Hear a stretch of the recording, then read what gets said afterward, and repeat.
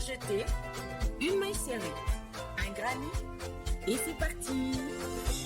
Exhale tendrement ces petites abeilles, toujours occupées, jamais en veille. C'est pas compliqué, on va y arriver avec nos menus. Un microchet. Bonjour à tous, j'espère que vous allez bien. On se retrouve aujourd'hui pour un nouveau pas à pas. Pas à pas inspiré du bonnet Oslo qui est sur la chaîne. Et donc, de l'idée du bonnet, on va partir sur un tour de cou. Et en fin de compte, cette histoire de tour de cou, ça me turlupine parce que j'aimerais partir pour faire autre chose avec, mais ça sera certainement une autre vidéo. Si je réussis à faire ce que je veux pour le tour de cou, peut-être que il y aura une autre idée un petit peu plus farfelue avec. Voilà.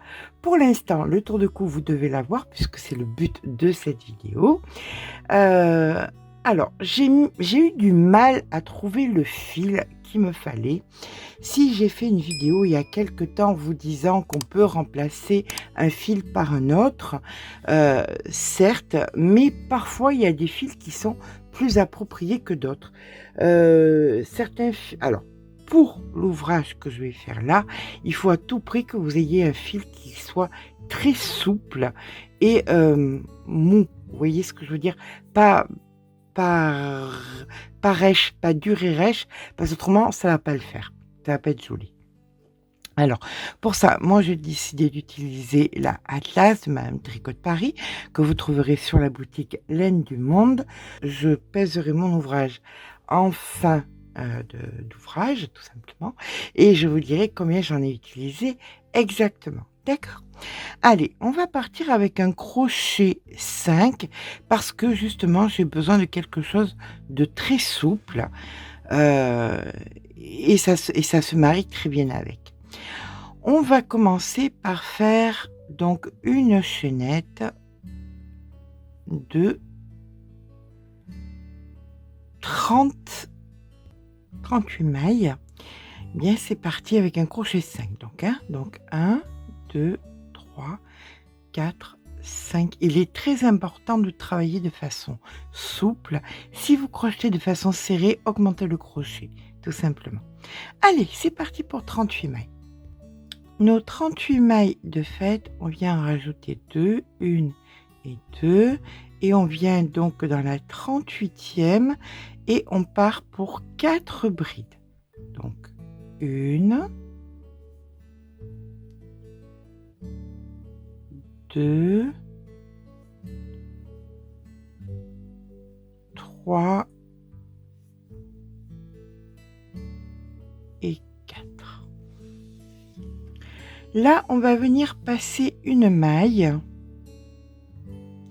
Et dans celle d'après, on va faire des grands jetés. Donc, on va en faire 4. Donc, 1, 2, 3, 4, un jeté, une maille en l'air. Alors, le jeté fait une maille supplémentaire, la maille en l'air en fait une autre, d'accord? Et on revient dans la même maille, ici en bas, et on refait 4 grands jetés, pareil. Donc, 1, 2, 3, 4, suivi d'un jeté qui va créer une maille supplémentaire. Donc, nous avions 4 mailles de départ, plus les 3, 1, 2, 3. Là, maintenant, on vient passer la maille suivante et on vient faire 8 brides pour suivre. Donc, 1,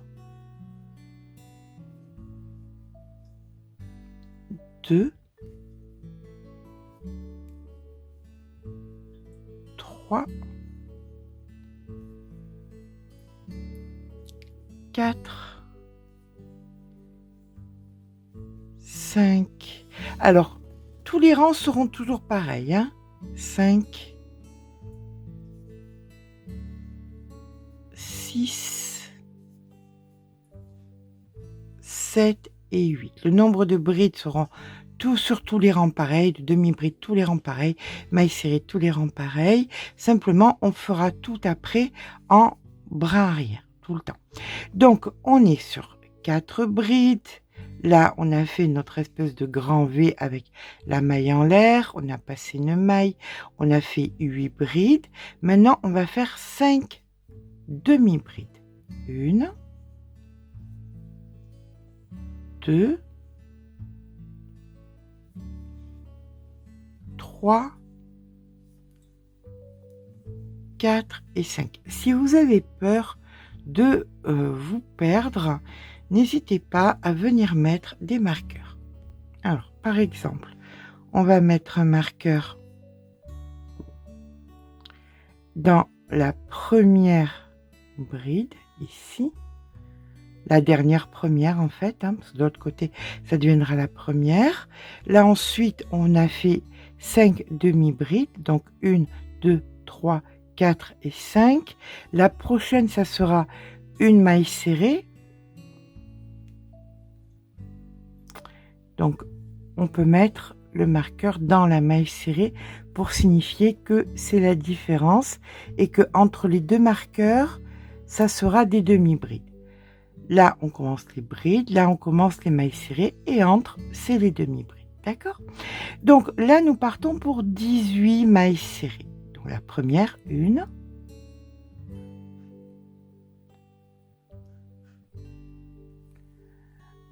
2. Voilà, quand on a fait notre 18e, on vient faire. Alors, moi, je fais comme ça pour ne pas me tromper. C'est-à-dire que je fais 1, 2 mailles en l'air et je pique directement dans la maille que j'avais travaillée. Vous voyez, comme ça, je ne me trompe pas et je sais exactement où je dois piquer. Et là, je repars pour 18 mailles serrées. En brin arrière. 1, 2, 3, je vous rejoins à la 18e. Vous vous souvenez qu'on avait marqué la première maille serrée, donc c'est la 18e tout simplement. D'accord? Donc ici est la 18e et là on sait qu'on a 5 demi-brides en brin arrière. Donc 1, 2, 3, 4 et 5. Après la 5e demi-bride en brin arrière, nous avions 8 brides en brin arrière, hein, toujours. Donc, 1,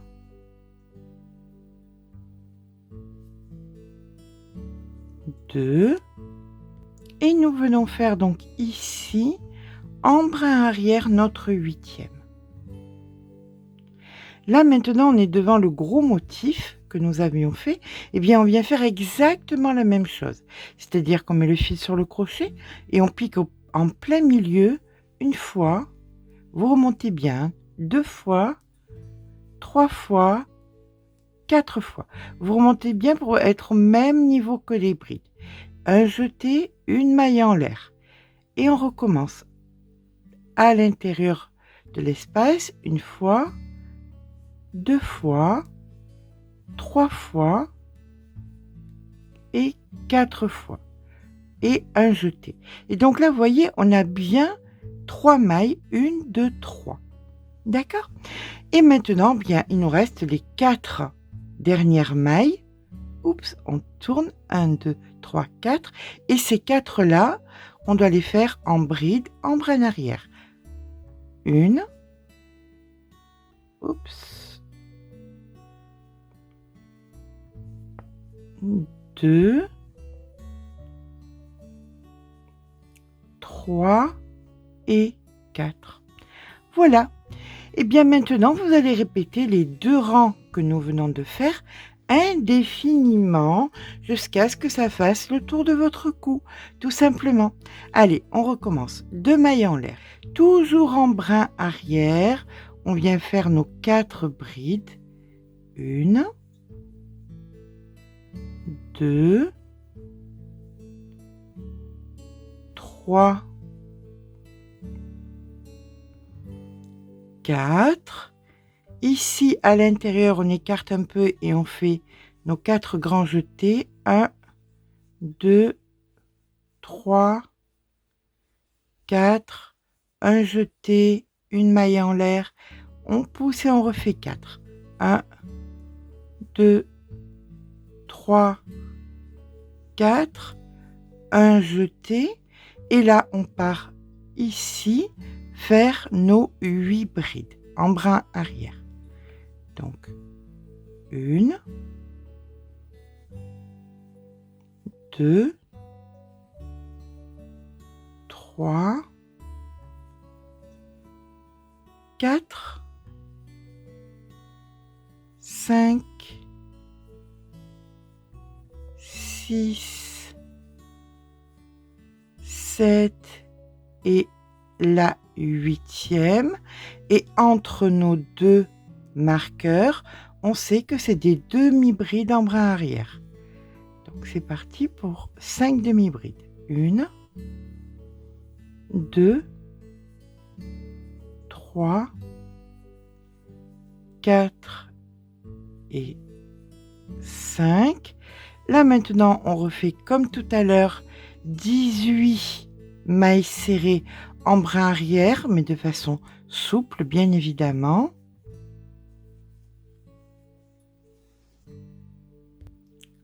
On fait notre 18e ici. À présent, on vient faire les 2 mailles en l'air, 1 et 2. Et pour pas nous perdre, on revient dans la 18e ici, dans le brin arrière. Et on est reparti pour 18 mailles serrées en brin arrière. Et là, on est en train de répéter le deuxième rang.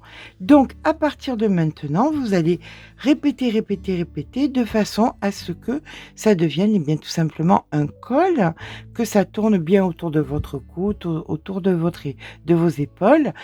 Vous mettrez des marqueurs ici au bord pour le fermer et pour tester, voir si ça vous va. D'accord? Bien écoutez, je vous rejoins dans plusieurs rangs quand nous aurons le... alors là, on est bien d'accord, ça va venir se plier puisque ça fait un col roulé. Donc, quand ça va autour de votre cou, on se rejoint.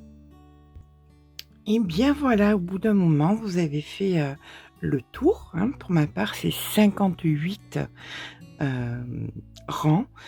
À savoir que c'est par rapport à ma main à moi. Si vous crochetez plus serré, bien il vous faudra plus de rangs.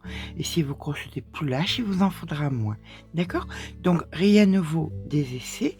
Une fois que votre nombre de rangs est fait, vous allez venir joindre. Alors, vous coupez votre fil. Venez le passer comme ceci. Hop.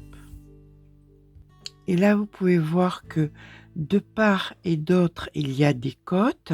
Donc, celui-ci, le central doit être... On ne doit pas avoir de côte. D'accord? Et pour pas qu'on voie de côte, on va venir prendre ici, à l'extérieur,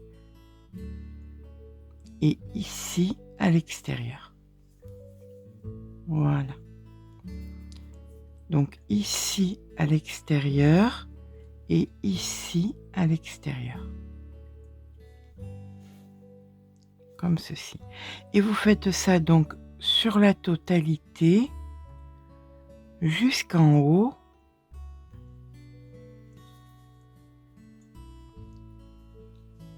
de votre ouvrage de façon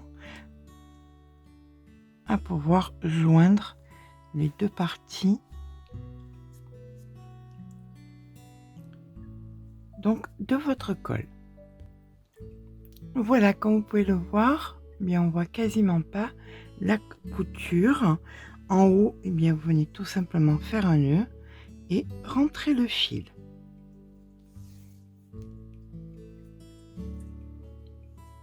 Voilà, rentrez bien le fil plusieurs fois pour que on soit tranquille pour le lavage.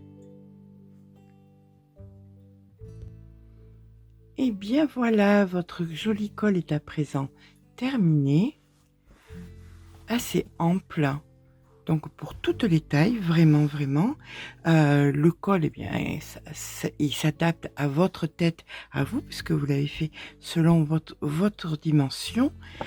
Voilà ce que ça donne quand c'est posé ainsi. Très assorti au bonnet Oslo. Avant de tout arrêter, quand même, on va venir mesurer la hauteur pour que ça vous donne une indication. Ici, la hauteur est de 34 cm. Tant qu'à l'envergure, le souci, c'est que ça dépend de vous et de votre morphologie. Là, nous avons une envergure de